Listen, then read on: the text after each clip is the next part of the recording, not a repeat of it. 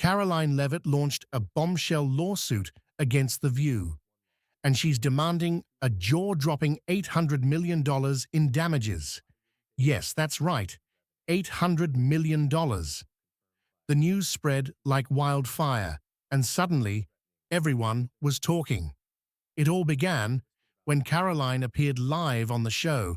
Think how ironic that Whoopi Goldberg and Joy Behar and the rest of the ladies on The View spend their time calling Republicans the conspiracy theorists, but they have been wrong about everything they have said over the last couple of years. Let me explain something to you, because without that wokeness, you might not have that job. Expecting a real conversation.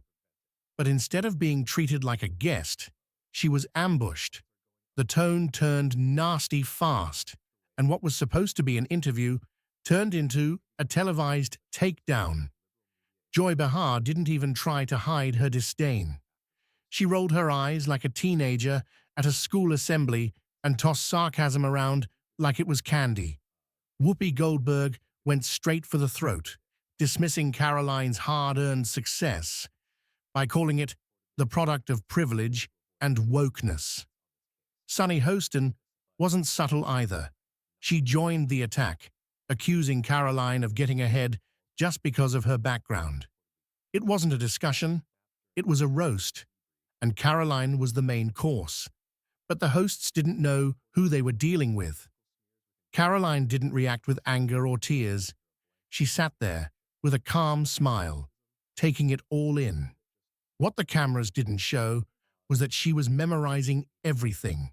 Every side eye, every smug laugh, every cruel comment from the audience. She wasn't just enduring it, she was preparing for what came next.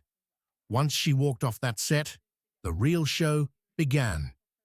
Karoline didn't throw a tantrum or storm out. She answered a few polite questions, gave a tight smile, and then got straight to work behind the scenes. What The View never expected was that Karoline's legal team was already on standby. She's probably been put in there because, according to Donald Trump, she's a 10.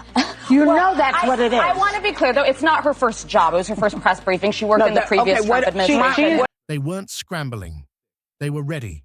They had clips. They had transcripts. They had notes, emails, Slack messages, even a chilling internal memo titled, "How to Throw Karoline Off Script." It was a setup from the start. Producers had planned every move like a reality TV ambush. They thought it would all be forgotten by the weekend, but Karoline had other plans.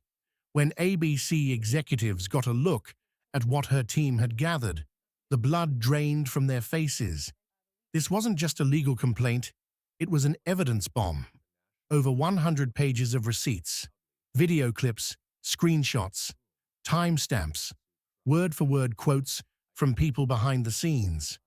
One exec reportedly muttered, "This is bad, really bad," and it got worse. ABC hoped this would quietly go away. Maybe they could toss out a half-hearted apology and move on. But Karoline wasn't after hush money.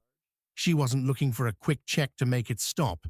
She wanted justice, and she wasn't backing down.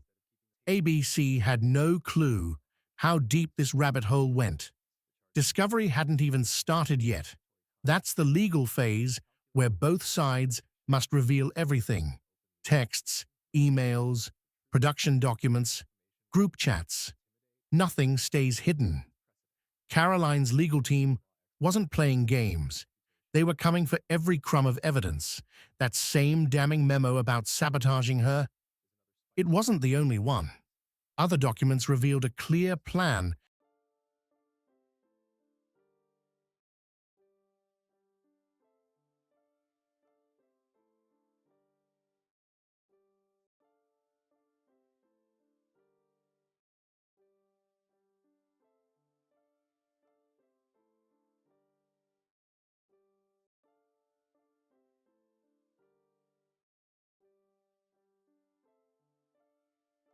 to derail Karoline during the live segment, and the network thought no one would ever find out.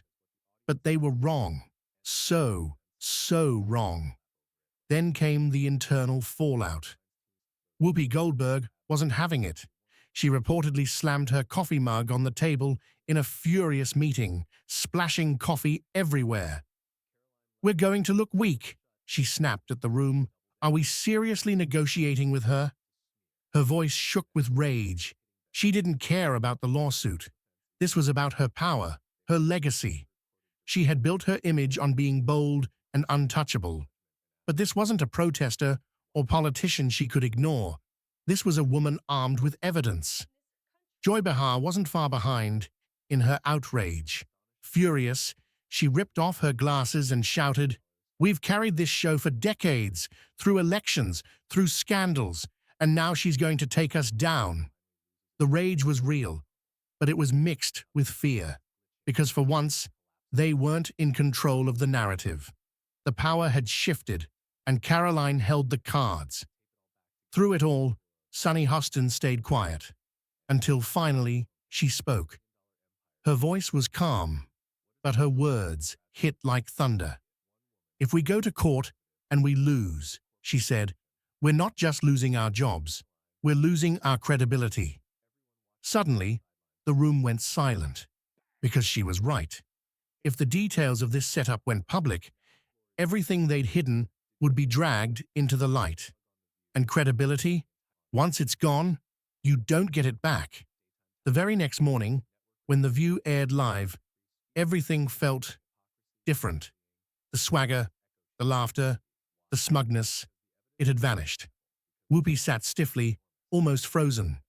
She wasn't cracking jokes or tossing out sass. Her tone was slow and almost cautious, editing side-by-sides of Karoline's treatment versus the host's groveling apologies. The backlash was brutal, and it wasn't just social media. Advertisers started backing out. Sponsors were pulling the plug. The network felt the heat. Karoline's silence became her loudest weapon. No tweets, no press tours, no interviews. She let the world react, and it reacted with full force. The message was clear. This wasn't just about her anymore. It was about accountability, about standing up to a media machine that had gotten away with too much for too long. The impact was immediate. People weren't just angry, they were outraged. Clips of Karoline being mocked were now being dissected by thousands, frame by frame. I would like this young lady this is her first job, I would like her to do a little homework. Because she said something yesterday that really pissed me off. And that was, she said, there will be no wokeness here. Oh, yeah. Let me explain something to you. Because without that wokeness, you might not have that job. Yeah. Because women were not invited to that table.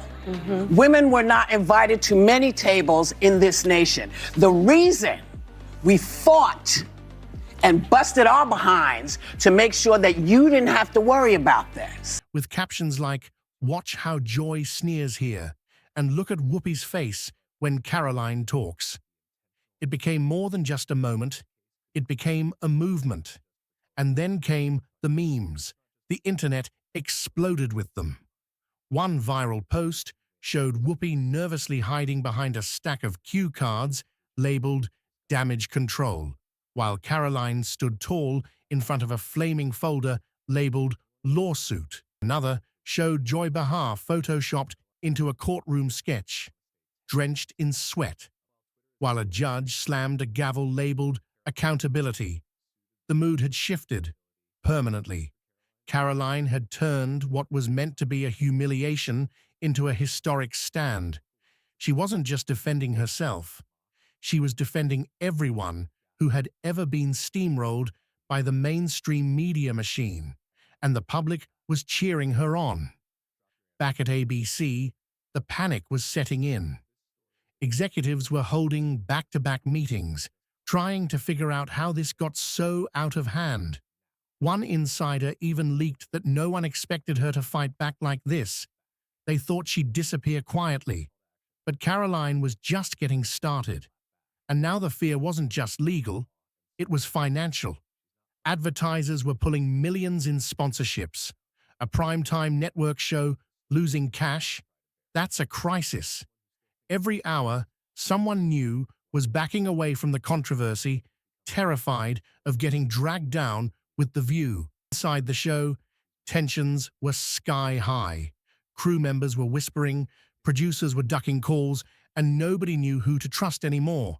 Some staffers began deleting old messages, while others were lawyering up. Fast. It wasn't just about Karoline anymore, it was about what else might be uncovered. And here's where things get even more shocking. Karoline's legal team wasn't stopping with just that one episode.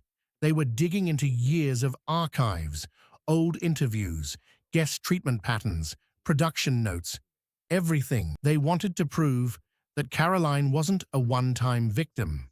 She was part of a pattern. And that's when whispers began to swirl about other guests, conservative voices who had left The View feeling ambushed, insulted, or deliberately disrespected.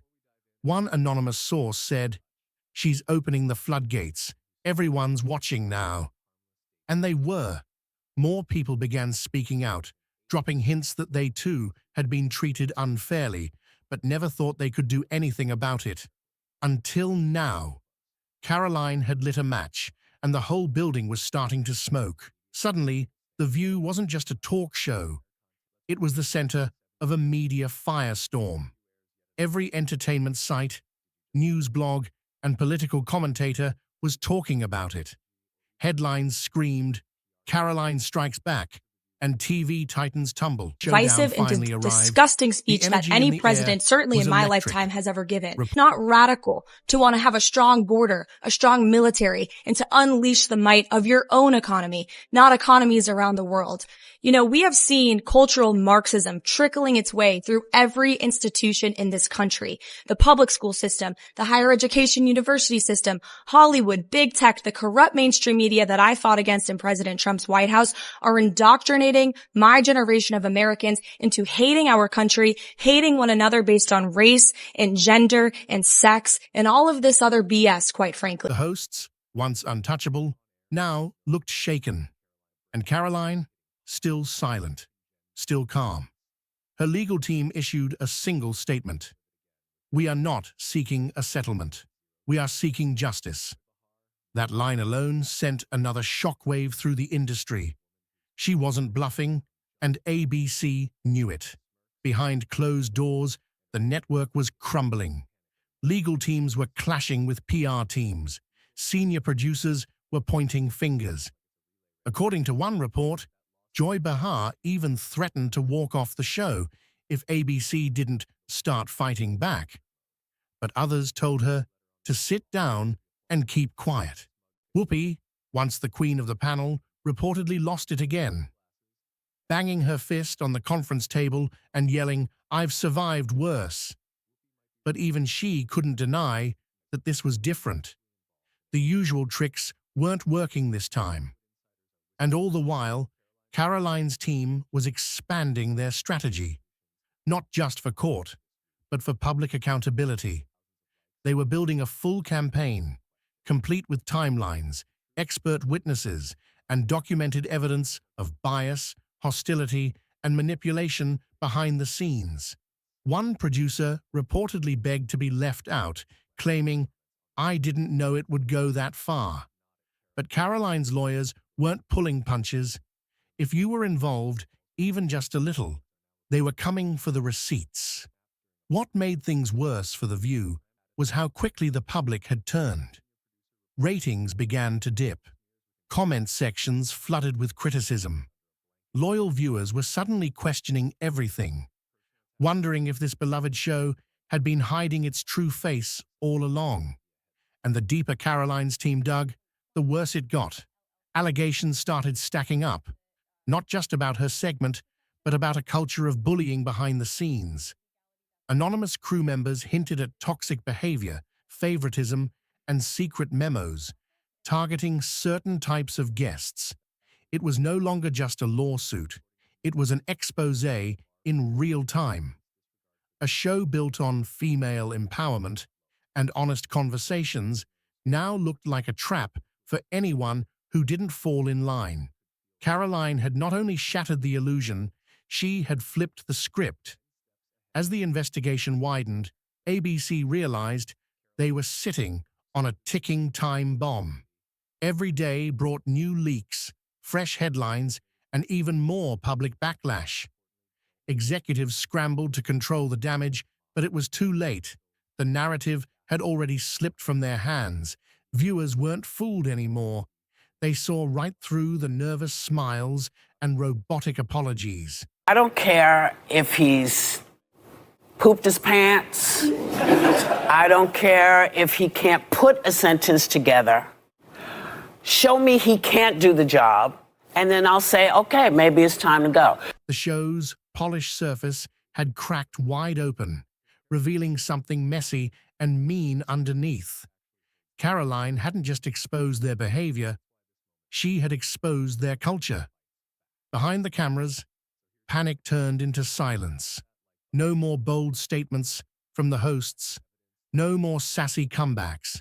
Now, it was all whispers and damage control. Even Joy Behar, who never backed down from a fight, reportedly told staff, "I don't recognize this show anymore." Meanwhile, Karoline remained laser-focused. No interviews, no distraction. She let the storm swirl around her while her team kept building a mountain of evidence. And they weren't just prepping for court. They were documenting everything for the public to see. Then came the final blow. A viral document dump. Karoline's lawyers released carefully redacted screenshots, transcripts, and internal messages showing how producers had coordinated their attack plan. It hit the internet like a wrecking ball. Viewers were stunned. Fans felt betrayed. The same show that claimed to welcome all voices had planned to humiliate a guest before she even walked through the door. One user tweeted, "This isn't journalism, it's sabotage." And just like that, the court of public opinion made its ruling. Karoline was no longer just a guest on The View. She was a symbol of media pushback, of standing your ground, of refusing to be silenced, and people were rallying behind her by the millions. The fallout was brutal. ABC faced boycotts, advertisers vanished, staff morale collapsed. Even longtime fans began questioning whether the show could ever recover.